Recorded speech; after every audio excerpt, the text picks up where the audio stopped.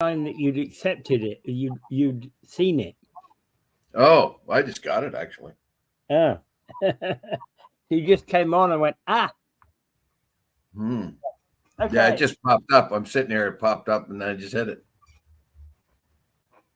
Okay, so everybody, welcome to Canada Day weekend. Friday, the 28th of June today. We'll be celebrating Canada Day on Monday, because the 29th and 30th this weekend, and then Monday is the day off. And then, of course, it's Monday's also the day off. Day off because of Canada Day.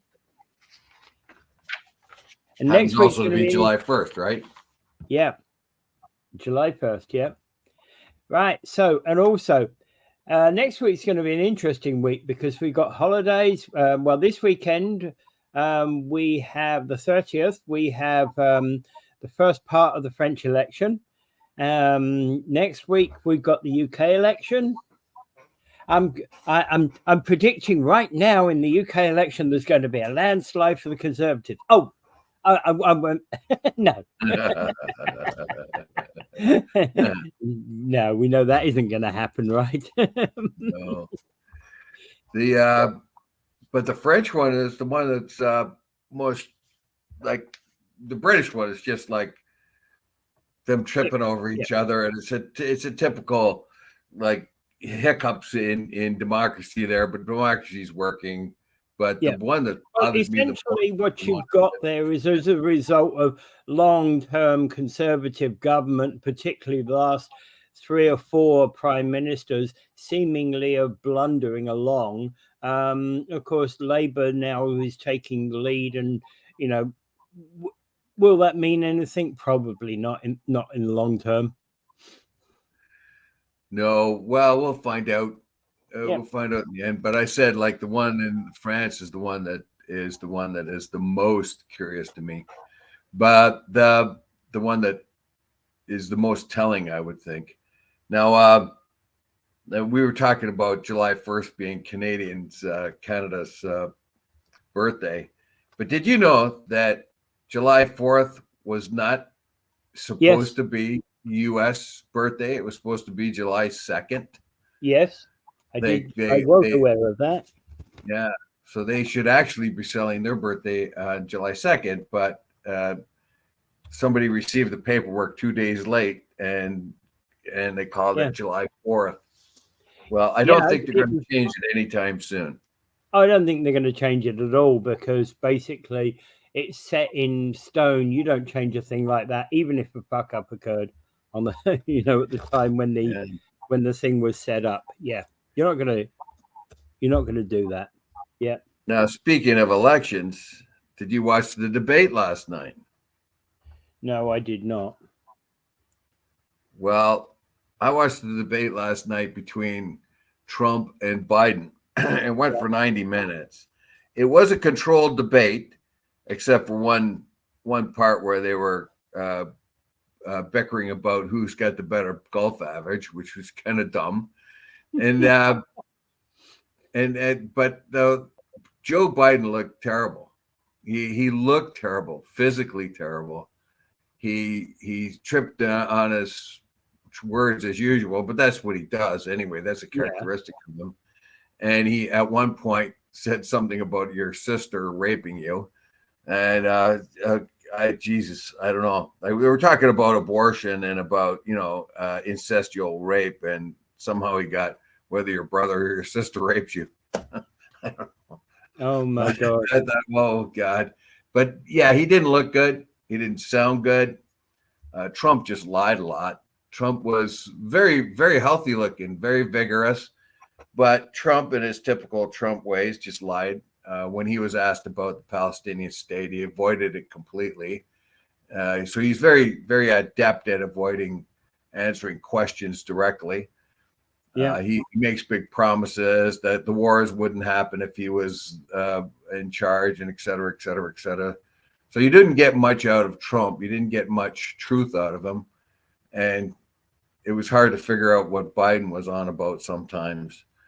And except that Biden did manage to tell Trump that he was a liar, which Trump is.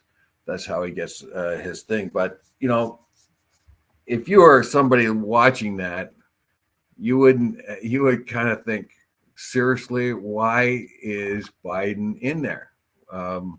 He is a feeble old man, and he can't keep a stream of thought. And I don't know. It's going to be very, very tough for Biden to win the next election. His only saving grace is that he is going against Trump. If he had been going against anyone else, he would have been slaughtered. No one would ever vote for him. But because he's going against Trump, he will probably win the next election, despite the fact that he's extremely old. Of the three, Randy West says of the 350 million people, they have to have those two guys in front. I'm serious. I think the whole world is thinking the same thing. Out of a country that huge, how did these two get to be the predominant runners for president? Yep. Oh yeah. It's so true, and it's you know, it's dumb. They should have picked somebody else that, you know, and you know, essentially we had the first election in American history in 2020, which wasn't about where a president was selected not because he was voted for, but because they voted against the other guy. Exactly right, and it's the same thing's going to happen. Yeah, like the Republicans are nuts. If they had anyone out, they've got this core group of religious fanatics basically that back up Trump. He can do no wrong, and the Republican Party is intimidated by that. Yeah, but if they had anyone else in there, they had DeSantis, Haley, whatever her name is, Nikki Haley, and or any other candidate that had been there, they would have slaughtered Biden, and no one and would have been the hands-on winner of the next election. But because it's Trump, I don't think he makes Trump make much more points. Whatever any individual thinks about Trump, the question about Trump is there are a significant number of people who absolutely hate him. You know, wouldn't even watch his program when it was on TV, right? Well, I don't hate the guy, but if I was an American, I wouldn't vote for him because he doesn't believe in democracy. But you know, he lies a lot. Yeah, but you know where I'm coming from in relation to saying why there's a number of people who hate him, because there are some absolute people, you know, there are some people who have absolute hatred for the guy. But there's people who have absolute hatred for Biden too. And, absolutely. Yeah. But I think if you're an American citizen and you're looking at the two candidates, and two of them are like you don't want either one of them, but you know Trump's track history, and it's true. I think they've put up a lot of lies about Trump, but Trump does not really like democracy at all. He finds it an inconvenience. And if he was the same guy but believed in democracy, he might be okay to vote for. But he's just because of his history, he's not like he could have had a landslide if it wasn't. Well, the fact that he's Trump. What you need is a third candidate that's standing saying none of the above. Yeah, they don't have an NDP, basically, do they? They're going to have Robert Kennedy Jr. or whatever the guy's name is. He's going to be like, I'm not following American politics too closely right now, but they've got a couple of outliers that weren't invited to the debate. This was pretty well controlled by CNN. When they asked questions, particularly of Trump, they didn't insist that he answer the question. When they asked him if Palestine should have a state of its own, he dodged that question completely, and the monitors did not bring him back into line. They did not say, okay, you said a whole bunch of stuff there that was completely unrelated to the question. We need you to answer the question, but they didn't. Yeah. They said, there was a lot of stuff. Gaza stuff was not included. Nothing. No one talked about APAC. Nobody talked about very sensitive issues. So it was a plain debate, but Biden looked terrible. But I don't think he lost much ground, because where are you going to lose ground to? Trump, and Trump doesn't sound very good either. I mean, he sounds healthy and vigorous, but he lies. Allegedly. Okay. No, they had the fact check afterwards. They had fact check afterwards that. But nobody listens to that, Dave. You know that. Oh, I did. Oh, you do. You do. I do. And reasonable thinking people do. But there's a lot of people that won't. Okay. Okay, go ahead. Yeah. All right. Yeah. Anyway, I'm just going to get on with the show. So Canada Day weekend is upon us. And so City of Hamilton is going to be holding its free family-friendly celebrations at Bayfront Park between 1 p.m. and 10 p.m., capped off with fireworks. Burlington's events are going to focus on evening entertainment and marketplace vendors, leading into a 10 p.m. firework display. Niagara Falls festivities are at Fireman's Park, with an 11 a.m. start at the Dorchester entrance. And the event includes an amphitheater, stage, kids zone, active booths, and other things. In St. Catharines, there will be Canada Day will be on Port Dalhousie's waterfront at Lakeside Park on Monday, with live music, kids zone, fireworks, with everything starting 11 a.m. But they finish at 8 p.m. Right? So there's a few things. Of course, most government services are going to be closed. Except, of course, the swimming pools and things like that will be open. There's not going to be any mail collection Monday, of course. Grocery stores like Fortino's are likely to be closed. Fortino's, Metro, Freshco, etc. will likely be closed on Monday. Shoppers will be open partway on Monday.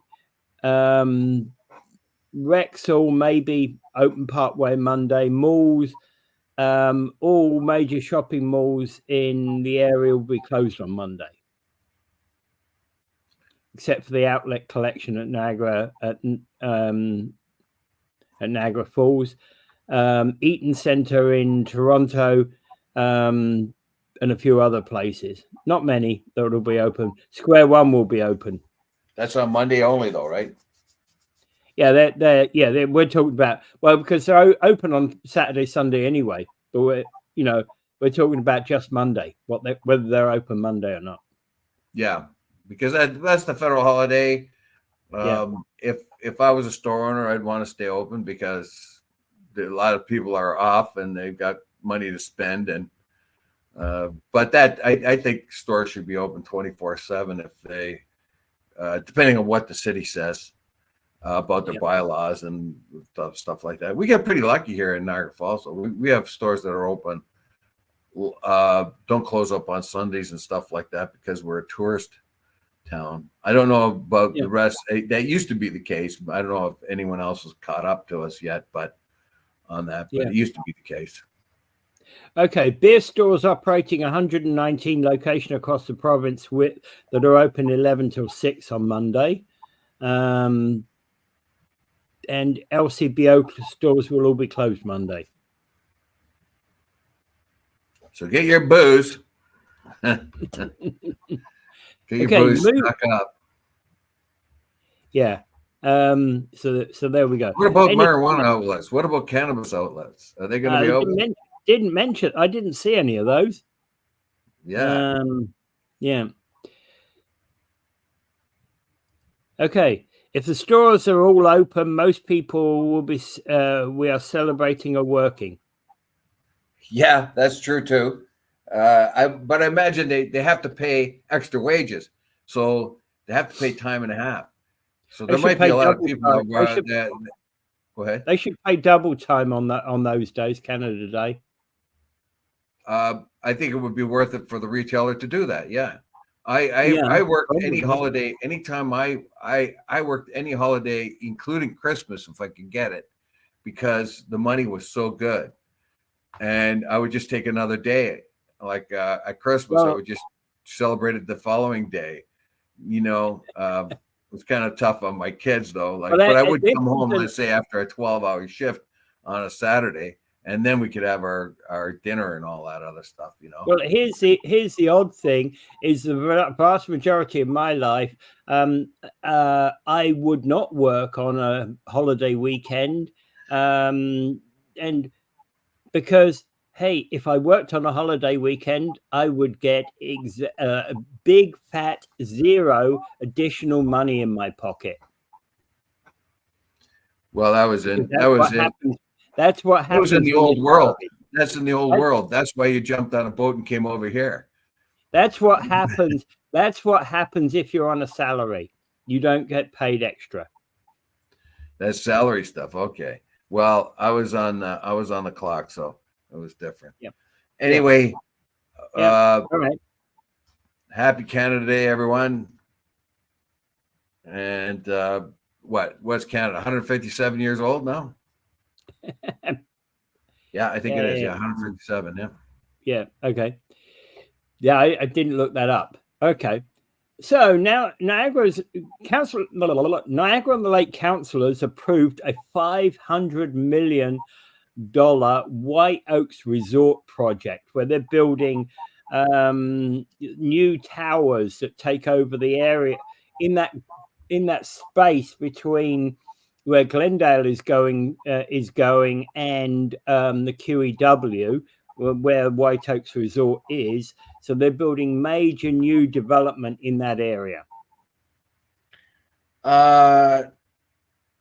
Well, I'm not so sure it's where. Yeah. So this has been a very contentious issue. Yeah. It was a 5-4 vote. It was a 5-4 vote, and the problem with it is it may be at the location of the original Parliament of Canada. No, this is a different. This is a different one. Because the other one was two of them. There's two of them. That was a 5-4 vote, but there's also a residents' opposition to Niagara. Oh, this one's an 8-1 vote. This is an 8-1 vote, right? Yeah. Parliament Oak. So there's no big Oak problem. Public School site. It's the Parliament Oak Public School site, or former Parliament Oak Public School site, that is the allegedly the original property, original Parliament building in Canada. Yeah, that's the one that's contentious. That's the one that was a 5-4 vote. But the one up in Glendale, that's no big deal. It's around the highway, or the White Oaks is around the highway, so no big deal. It's pretty ugly there anyway, with buildings and stores and industries and all that other stuff. But the one that's closer to downtown, that's the one that's really got everybody up in arms. And I'm very surprised. I'm very surprised that they allowed that to go forward, because that is completely at odds with the architecture in the town. It's a 20. Is this the one that's the 25-story tower? Councilors Burrow and Nick Ruler urged staff to talk with the owners to realign the building so that the 25-story tower wouldn't impact nearby residents' view. Yeah, you see, you're bringing the Glendale secondary plan. No, it is not a 25-floor tower. This is a 19-meter tall, 129-room hotel. Okay. 21. Right. Oh yeah. Okay. So they got the two in there together, and the other article that I read dealt with just the one anyway. Yeah, the other one. Go ahead. Yeah, the one on the corner of Glendale, it's White Oaks Resort, which is at the corner of Glendale and QEW. basically they're going to be utilizing some of those spare land to be providing these 25 floor towers. Yeah, so that's not such a big deal. It's the other one that's the big deal. Yeah, it's the Parliament Oaks School that's a big deal, because it's the original site of the Canadian Parliament, allegedly, and they're basically building a 19-meter tall, 129-room hotel on this site. Yes, and I don't really, I don't know. They didn't put out a picture what it would look like, did it? No, they did I not. don't see one. No, I don't see one. I don't see one in either article. That's for sure. The only one that I see is there's a nice picture of what they're proposing with the Glendale and QEW junction. Right. Yeah, that one doesn't really matter much because it's just Yeah. a big, just another tower, and it's along the highway. So one more eyesore is, I mean, it's a building where people live in, basically. But the Glendale, I don't know. I don't know. They've mixed the two up here, so it's kind of hard to, at a glance, separate one from the other. Yeah. Now, the first article I read was just about the one in, in town there, on the original, supposedly original Parliament buildings in Niagara Lake. That's the one that was contentious, the 5-4 vote. So the big tower is not a big deal out in Glendale. No big deal at all. But the big deal is the one that's in town. Yep. All right. And actually, and it always is when you've got things like when you've got new developments in Niagara on the Lake. Although that said, in the other article, they've got the Parliament Oaks School there, and that's, let's be honest, that's ugly as sin. Yeah, and what, like, this could be the beginning of the end of Niagara Lake. People with money move into these nice, quaint places. The real estate cost goes through the roof, and they want the nice, quaint living. And all of a sudden, some developer comes along and he talks to, and they figure they need, it always happens, they're going to need a bigger building, and it's going to be out of sync with the rest of the buildings. And suddenly the people who live there, they decide that they want their shopping centers like they used to have because they want the convenience. And then before too long, that quaint place that used to be Grimsby is not quaint anymore. That quaint place that used to be Pelham isn't quaint anymore. It's just the same as everywhere else. And I think if Niagara Lake has to be very, very, very cognizant of that. You start putting up high rises or bigger, clumpier buildings in town, you're going to take away from the charm of the town. Yeah, and this basically, the one on Glendale and QEW, the White Oaks place, basically there's going to be a 17-story, a 21-story buildings consisting of 390 units plus an 18 and 25-story structure with an additional 420 residential units, as well as 1,515 square meters of ground floor commercial and retail space. Yeah, that's fine for where that is. That's very fine for where there it is. It's the one that's in town that's the problem. Oh yeah, exactly. Well, I don't know. I think those towers look butt ugly, but still, hey. Well, I mean, they're in an ugly place anyway. They're along the highway. Yep, I know. They're in a place where they already have ugly development. Not so much ugly, but nondescript malls and industrial parks and whatever else, right? So I don't think it's going to make much of a difference there at all.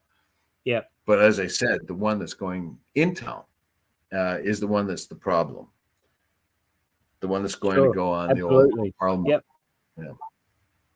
Yeah, and this is And I'm kind of very not surprised. this plot of land is not really Niagara on the Lake at all. You know, it's more St. Catharines than it is Niagara on the Lake, isn't it? Well, it's within their borders, so Yeah, exactly. It is. and that's a perfect place for Niagara on the Lake to develop that way.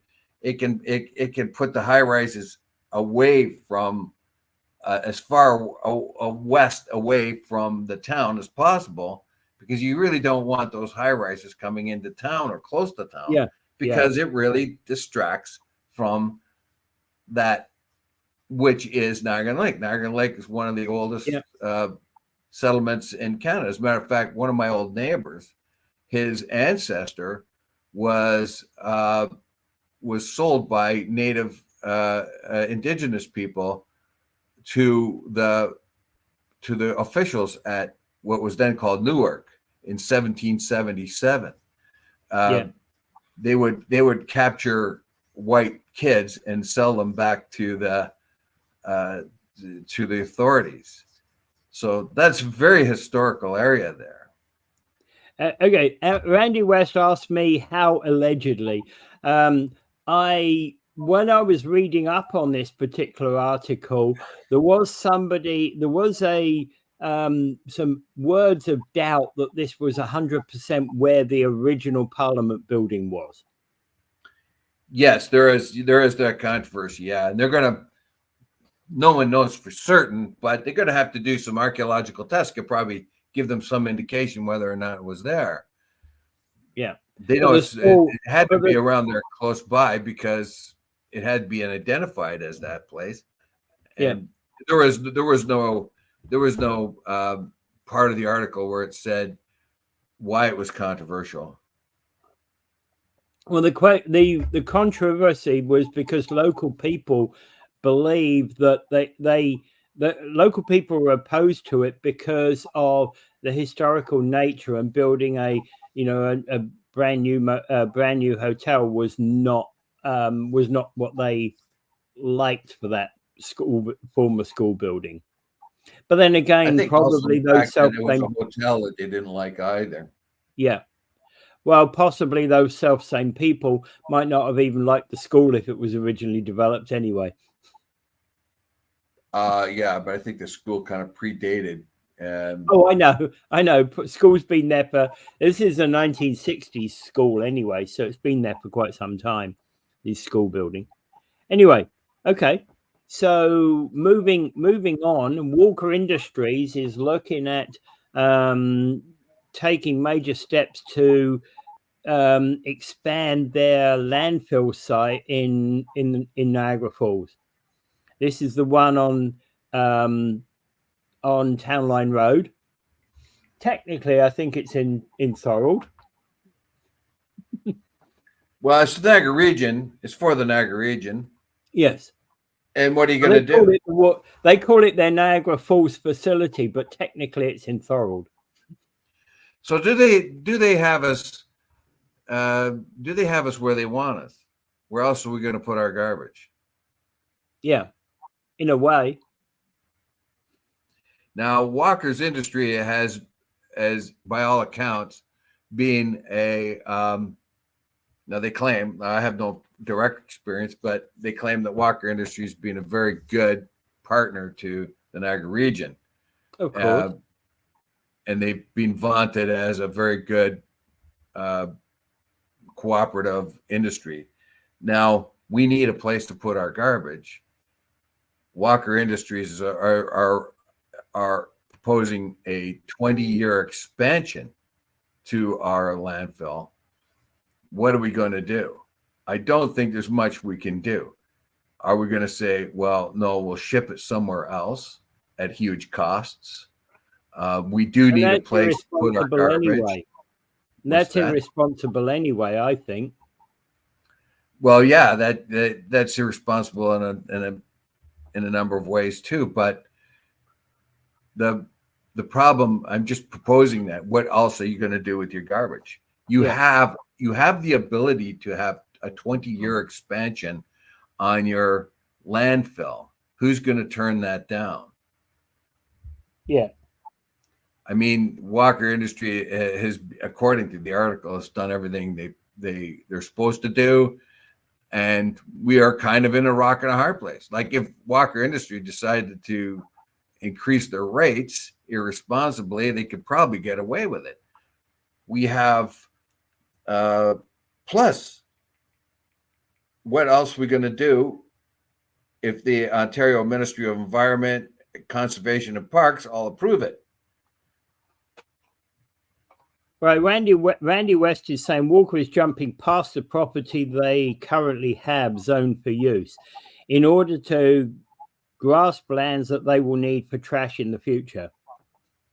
They own a lot of that land in and around there, though. Mm. They do. They own a huge amount of all that Well, land. I think that when you go into that road where the dump is, I think all of that that land there is actually owned by Walkers.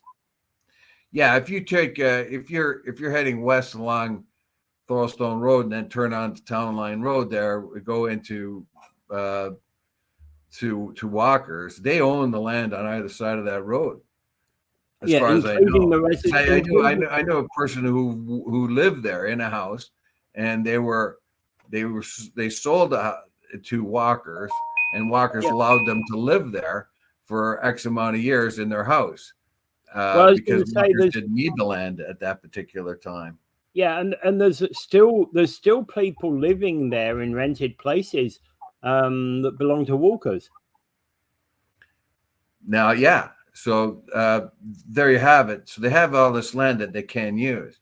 Yeah. Now the problem is they're going to have to, in a quarry is perfect place to put a landfill. But you can, as you kind of exhaust the quarry stone on in one area, you can fill it back up with landfill. Sure. And that controversial gravel pit or aggregate pit they want to build further south, they have the license for, which is now in contention. They would probably fill that up with landfill too once they're done. After they're done exhausting the aggregate they get out of there. I think I would have problems with that because I don't think that we should be filling that up with landfill, not residential waste anyway. Well, the landfill, depending on what they put there.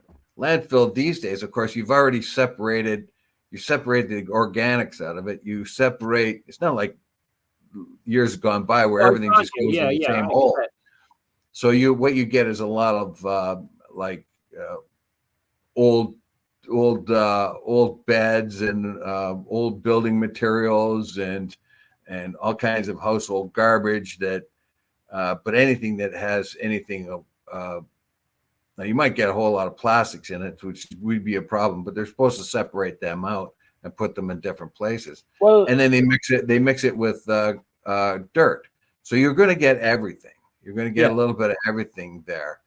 But you're not supposed to have toxic wastes at all. And it's all mixed with dirt. And if you go around and dig up anybody's backyard, especially in the older neighborhoods down there, if you dig down, you don't have to dig down very far before you find all kinds of refuse. They just put soil on top of it, so that wouldn't be much of a problem as I could see. As long as they capped it with dirt and planted it, it would be fine afterwards. Whether or not they're going to be they'll be allowed to use it as an aggregate pit is still up in the air. Yeah, well, yeah, absolutely it is. Yeah. Okay, so we're only talking about the current landfill site or around the edges of the current landfill site, basically. Yeah. So what choice do we have? That's my. It's a good article telling us that they're going to expand, and usually Walkers gets top marks for being a cooperative industry in town. They employ a lot of people. They're responsible, or at least they come across as very responsible, and they're going to expand our landfill, and we need a landfill. What choice do we have? Yeah, absolutely. I don't think we have any choice, and that's the point about this. All right, moving on. It always horrifies me when I hear about this. Charges are going to be laid after workers were fatally burned at the Stelco Lake Erie Works. I worked there, and I know the quench towers, they got burnt. Now, this is a story. When you're making steel, you have to make coke. In order to make coke, you have to heat up coal with no oxygen. So they are these long, thin ovens, basically, and they heat up massive amount, tall, high, thin ovens, one after the other. And there's those are the coke ovens. They put coal in there and heat them up without oxygen so they don't burn up. So they heat up, and all the impurities in the coal come out. And what you have then is pretty much raw carbon called coke. Yeah. But the problem is, as soon as it hits air, it burns up. So what they do is they have a big pusher car. They have this big pusher that pushes the coke out of these long, thin ovens into rail cars, big rail cars that are open rail cars, and they dump them in there. And then they take that rail car, this open rail car basically, and then take it to a quench tower, which is full of water. Then they dump water on that coke, right, and quench it so it doesn't burn up. They then can use that to put into the furnace for their fuel. They do it that way to keep impurities out of the steel. That it comes back from the Bessemer process that they discovered years ago in England. How to make steel faster. Yeah, this is a change in steel manufacture about 150 years ago, isn't it? A little bit longer than that, I think. Yeah, when they started to use coke, when they found out how to take coal and get the impurities out of it so they could make coke. Now the problem is they quench the tower. They go to a tower and the quench tower. Now these guys were working on the quench tower when the car came underneath it and the water got spilled on the coke, and these guys got burned by the super hot steam that comes off of that. If you look at a quench tower, a lot of people sometimes think when they see the steam coming off of a quench tower, they think it's pollution coming out. No, it's steam. That is super hot steam, and these fellas were working on the quench tower when they quenched the coke. That can't happen. Why was that permitted? Why on earth was that? That's the whole point. Yeah. That's the whole point. These guys, and you have no idea the scaldingness that these guys went through. Extreme pain. They died. It took them a few days to die each one, despite operations and everything else. These guys would have been in searing pain. They were like overwhelmed by super hot steam. This is a tragedy beyond. Whatever happened here? I worked on those coke ovens. I know I know the exact ones where they were burnt. And I can't really understand how this accident even happened. Well, that is actually what bothered me, because surely the actual when you're repairing something like quench towers, surely then the process must be stopped. Yeah, they have to have there's an operator for the pusher car. Yeah, there should be an operator for the quench car too, where all it's dumped into the car before it's quenched. But how is it that their foreman and the Stelco both couldn't put two and two together here? Yeah, you've got guys working on the quench tower, and you've got a pusher car pushing out the coke. The coke has got to be quenched, so it goes down there where the guys are working, and they quench. That should have all been locked out. I don't understand why there wasn't barriers put up so that couldn't happen. Yeah. Well, in fact, I understand why the coke ovens still keep going, because those take hours to get done, don't they? You can leave that coke in the coke oven for a while. It doesn't have to come out exactly at that particular time. Yeah. Why wasn't anybody looking?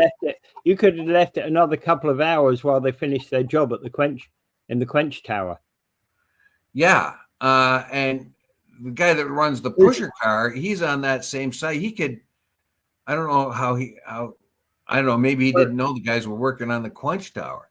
But how come There's that a wasn't, basic, yeah, I was just site going to wasn't say, up? there's a basic lack of communication has gone on here, hasn't there? Yeah. And as I said, I've worked on somebody didn't put a red flag up to say, don't do that. I worked months and months or weeks and weeks on that, on the coke ovens, and which is in operation with the quench towers. They were right there. Yeah. And that's not those are dangerous places, all in all. So I just don't understand that. For number one, the fumes that come out of the coke ovens are dangerous, right? So you can become overcome by that. There's H2S gas underneath the coke ovens. Yeah. There's a number of things that could go wrong. So the safety should be already top level. I don't understand why the safety isn't already at peak levels. Why this even came to pass where they had guys working on a quench tower when the quench tower was still in operation. They should have had it drained of water. If any, well, that would have been a good idea to have it drained of water, so it wouldn't have happened. They should have some kind of barrier up so the coke car could not come underneath. Yep. And they should have had somebody locked out so the water couldn't come down. Yeah. Oh, yeah. Whatever the switch was, that it should have been locked out.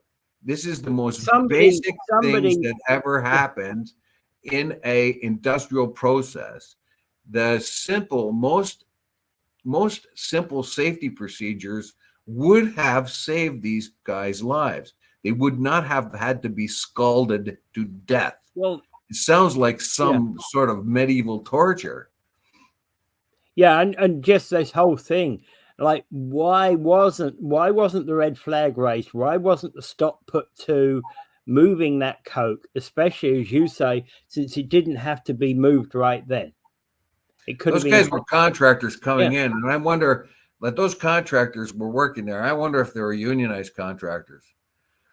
Because I mean, if you had a union chief there or a union official, a union steward, that's one of the things the union steward would make sure that is it locked out properly. Yeah.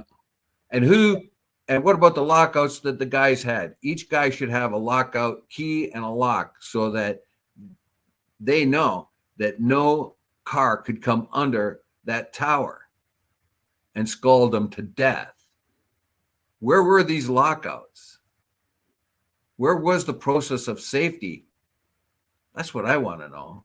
It is and to me, what bothers me so much that these guys got scalded to death and died a searing, long-term suffering death. There's no amount of opiates that can overcome that kind of pain from that kind of burn. Their skin would have been failed right off, like failing off of them. And it takes them days to die too. It doesn't take them hours. It doesn't take them minutes or hours. It takes them days and days to die, sometimes in searing pain. And there's no amount of opiate that can overcome that kind of pain. Yeah.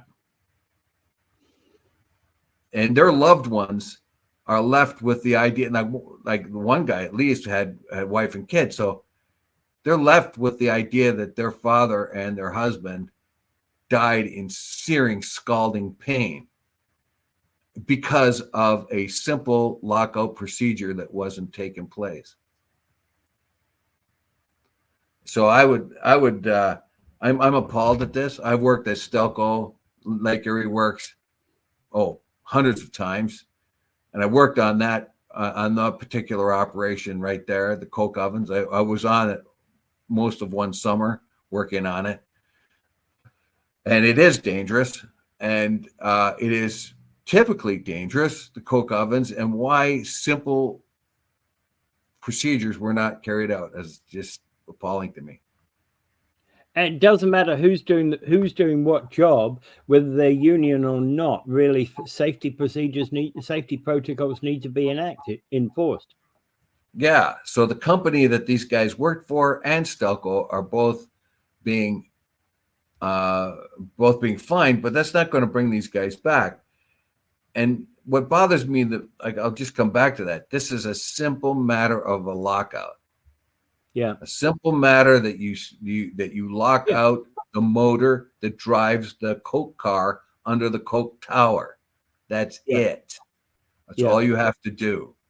And everybody puts their lock on it, and that Coke car cannot come under the Coke tower. That's the simplest thing to do. There's other safety procedures that are added onto that, but that would be the very first thing you would do. Yeah, before you even go up there, that entire safety feature should be put into place and locked I could down. just imagine those guys watching with horror as the Coke car come and know they're going to be scalded to death. Yeah. Oh, yeah. Yeah. No, absolutely horrific, and not something, we've had obviously issues like deaths in industry. We always have deaths in industry. We always have had, but every time we have a death like this, I think it actually hurts.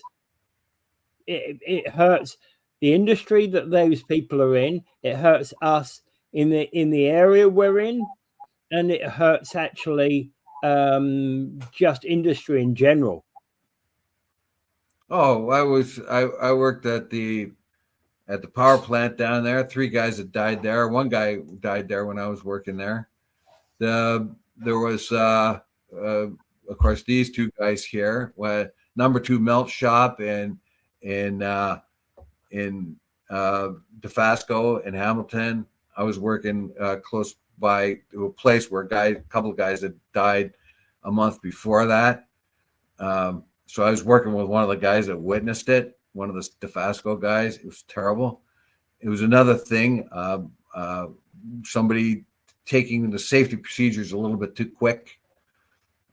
Complacency has a lot to do with this too. Complacency is the most dangerous thing when it comes to safety. When you keep doing the same things over and over again, and you just forget them or don't do them properly because you've always done the same thing over and over again and nothing's happened and it's boring and you just go through routine. Complacency with safety is probably your biggest danger. Yeah. Because things get overlooked when it becomes banal and boring. Yeah, absolutely. And that's part of the problem that we have. Okay. Well, I just wish for a safer future whenever I see anything like this. Okay, so I've got some comments. When people are when people are involved in accidents, it's mostly found that human error was undermined because undermined the precautionary measures put in place. Absolutely, yeah. And what Karen's asking, what medical care was used in the first critical moments? Karen, it would probably be impossible to do anything for them. The degree of burns, the scalding that happened, they got burned with steam, and as you know, steam is a lot worse than being burned with water, because you have the latent heat of transformation that is released first, and then the heat of the steam itself. So you have 2 levels of burn going on there. So there was probably nothing they could do. They probably got the ambulance there quick enough. They do have ambulance service and safety services and stuff. So they probably got there fast enough and got them into to the local hospital fast enough. But they couldn't have done anything for them at first. Maybe just put cold water on them to relieve some of the burn pain. But I can tell you, sometimes that doesn't work. When my brother lost his fingers in Nanticoke, which was right next door, Nanticoke power plant, the Ontario power plant there. When my brother lost his fingers there, they also had an ambulance that was all ready to go to the hospitals, but they had changed the procedures, and no ambulance showed up. The one that was the emergency procedures that were in place, the safety procedures that were in place in the power plant had failed. My brother had to wait there for 45 minutes, losing blood. It was the operators that packed his hand in ice and bandaged it up. And then they finally had to phone the hospital to send an emergency vehicle down because the one inside the plant failed completely and nobody could get a hold of it. But I think in Stelco that was not the case. They have a pretty good. Well, yeah, but then I would say also response team. So they probably would have got him pretty quickly and taken him to the hospital, probably West Haldeman Hospital, which is not that far away. And probably the first challenge though is getting them off the tower, getting them down. How to get them off of there, that. It would have been a kind of a nightmare. I can't really, like I said, I'm trying to picture it myself because I did work there, and believe me, everything. And what bothers me here is everything is dangerous around the coke oven. Everything. I grant that, and everybody should be at heightened awareness that something like this can happen. Yeah, absolutely. And I absolutely, and we can't,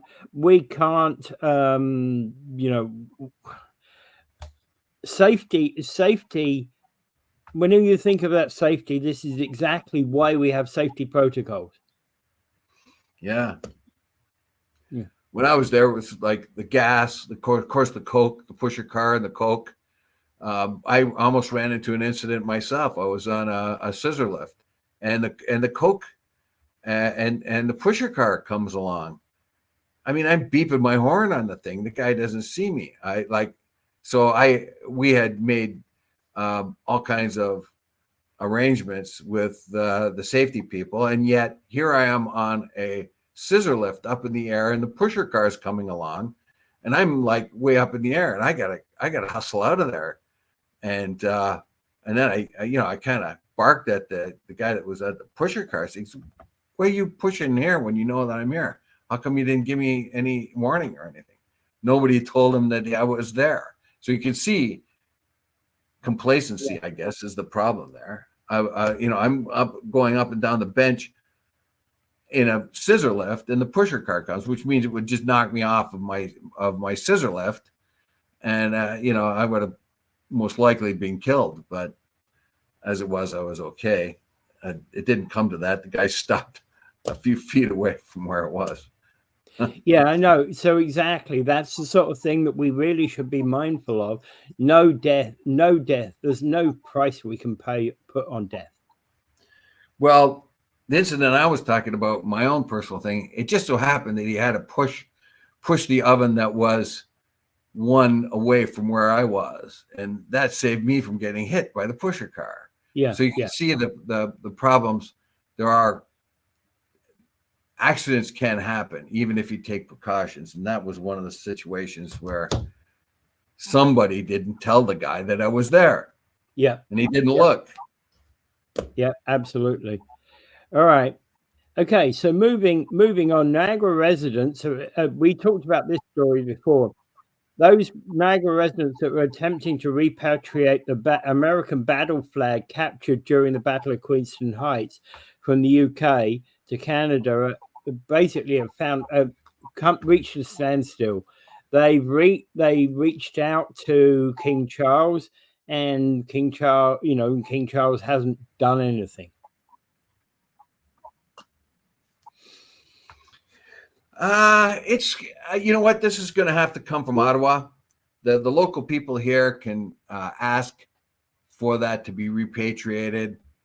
At first, they said that it was one of the indigenous soldiers that captured the flag. It turns out it was a militiaman, I think, was in, which would still make it like very important because it was a person that lived in Upper Canada that actually, it wasn't a British soldier, it was a person that actually lived in Canada. But in any case, it is a very important historical thing for us here. Yeah, all flag captures back in those days were vital because that was about the morale of the troops under that flag. if the Battle of Queenston Heights was lost, so would have Canada been lost. Yeah. Oh, so this is how important that battle was. Yeah, and the question about the capture of that flag is that capture of that flag was to also essentially break the morale of the American troops. That was a goal of capturing opposition flags. If you want to read an excellent book on the War of 1812, now it's a slightly American lean, not very much though, tiny bit. It is the Civil War of 1812. If you want a really, really good book on the War of 1812, the Civil War of 1812, that's what it's called. It is a superb book on the War of 1812. One of the best history books I've ever read. Very good explanation, very good research, very good sort of take on the attitudes of the day.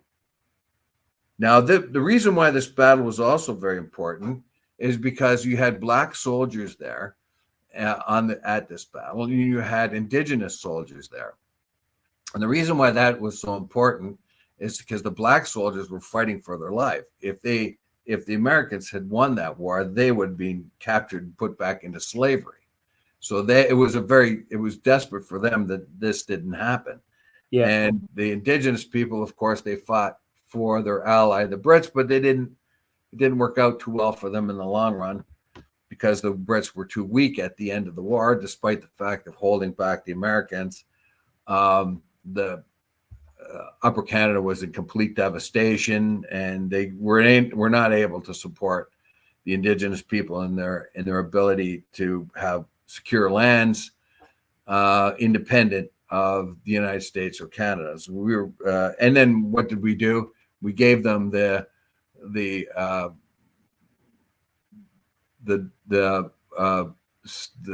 reservation that was 6 miles on either side of the Grand River and then took it away from them. So yeah.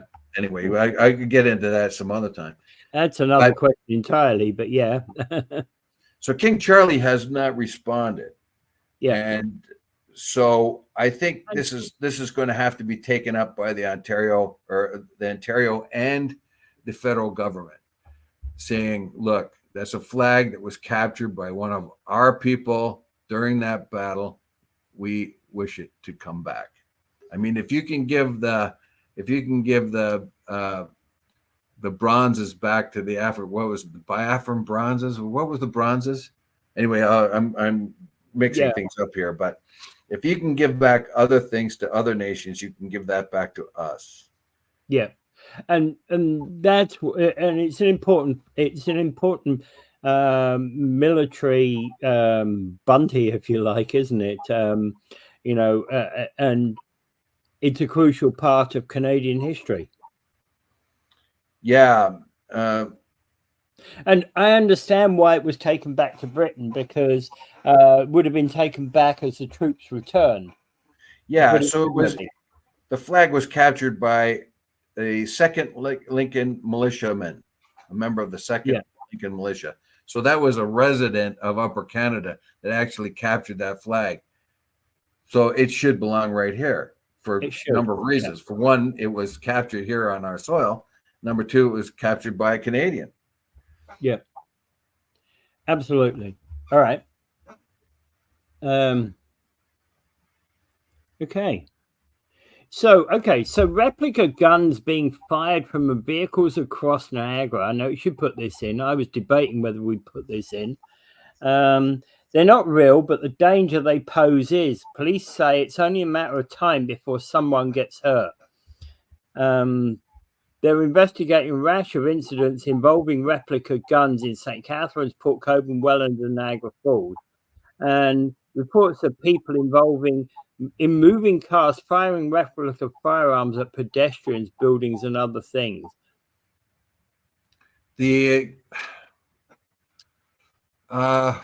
Well, these fellows have to be very, very careful. If a cop sees them with a replica gun, They could kill them. Yeah. They could kill them. They would definitely be shot in the United States with one, because that's incidents of that have happened already.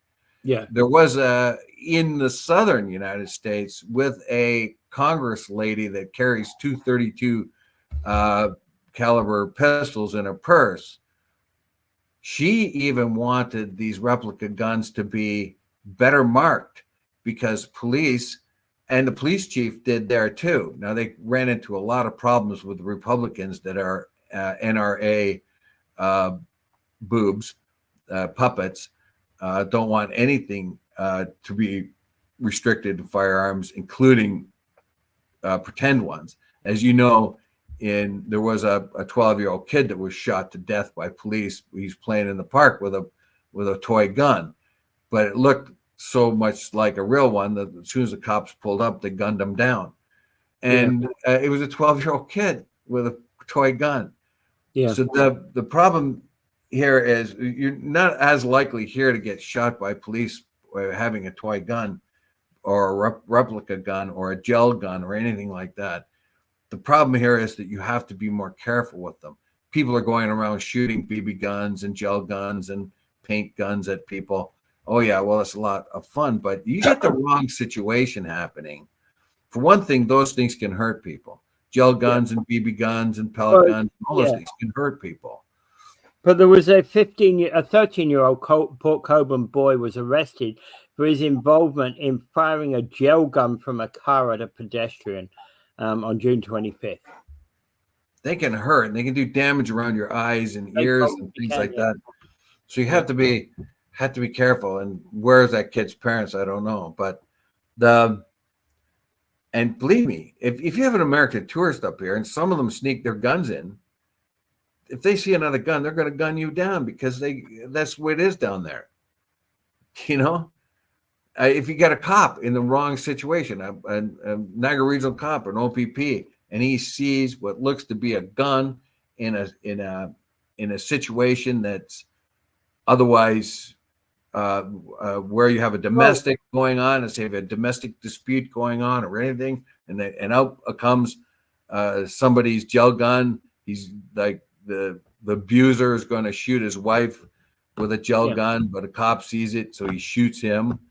Well, actually, there's all kinds of situations where you have to be careful here, and any kind of thing that shoots a projectile can be dangerous to someone. Absolutely, it could. And in any case, police safety considerations treat every replica firearm as if it were real. So they're saying don't point it on unintended targets, use appropriate areas, i.e. shooting ranges and the like, and keep replica guns unloaded when not in use. All right, they need to be distinguished, of course, also from real firearms. Yeah, it's tragic, and not only adults but kids are being shot. Oh, I tell you a story. I got pulled over. Me and a friend of mine got pulled over by a cop. He just didn't like the look of our jib, basically. So he pulled us over, and he went right for his gun for a second there. He come over to the driver's side. I was the passenger, and my buddy was driving his parents' car. So the cop comes over to look what's going on, and he starts, and his hand went right to his gun. And I wonder why he did that. And then he says, "Oh, what are those in the back seat?" Well, there was toy guns in the back seat. And the reason why there was toy guns in the back seat was because it was a few days after Halloween, and his parents had been at a Halloween party, an adult Halloween party, and his mother had been a cowgirl, and she had toy guns as part of her costume. There you go. He saw them in the back and immediately alarmed. They're guns, you know. Yeah. Until he was happily assured that they were just toy guns. Yeah. And that was back in like early 70s. Oh yeah, yeah. Absolutely. And you know, many of these toy guns actually look real. You know? Oh yeah. All right. Yeah. But okay, so the question here is, if you've got a replica gun or a toy gun, basically make sure that it's very well known that it's actually a replica. Yes. Yeah. Make sure that, and don't swing them around. Don't put, well, I don't know what you can do about a 13-year-old kid that's naughty and starts shooting a gun, but he has to be told that, And as Randy West says, there's only one person who knows it's a replica, the person holding it. The other person does not. Yeah, that's the problem. That's a big problem. Yeah, absolutely. It's a big problem. All right. So I think we can call it kind of quits at that point. What do you think? Well, everyone, have a wonderful weekend. Have a wonderful Canada weekend. We're 157 years old. That battle that we were just talking about in Queenston Heights, we wouldn't be 157 years old if the British Army and the Canadian militia and the Indigenous warriors did not win that battle. And Randy West says, have a great weekend. So there we go. Bye for now. Bye. Without further ado,